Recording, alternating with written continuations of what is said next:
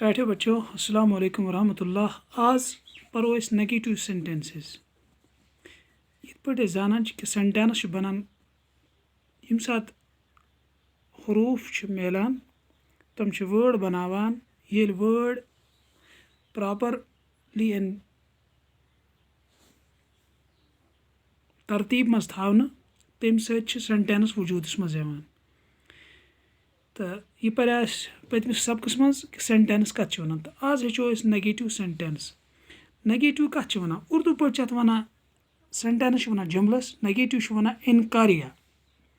सो जुमल सो सेंटेंस या मज इनकार कर कुन चीज कह चीज दुरुस्त आसनुक। युस चीज ठीक आस, युस सेंटेंस ठीक आस तथ वन पॉजिटिव सेंटेंस। यथ मज इनकार आस तथ one negative sentence. Sentence that have not in them are called negative sentences. Statements that are not negative are called positive sentences.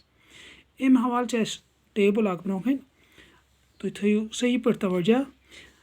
The table here shows the difference between positive and negative sentence. अक अंद लिखे sentence यम positive bake अंद लिखे negative. Positive sentences, negative sentences. I am sad. I am sad.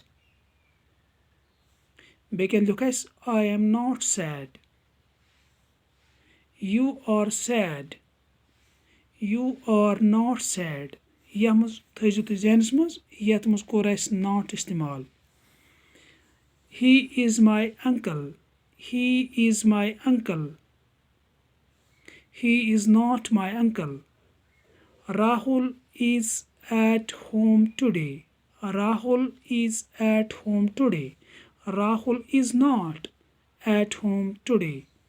She was at home yesterday. She was not at home yesterday. She were at home yesterday. We were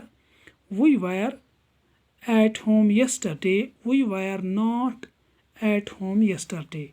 इत पट हेच आज कि यथ जुमलस मज कुन चीज़ इनकार करो कह चीज़ आसनुक तथ वन नेगेटिव सेंटेंस। तो इंशाल्लाह अम पत पढ़ो इंट्रोगेटिव सेंटेंस। अलबत्त यह बे 5th 4th इंग्लिश ग्रामर। अस्सलाम।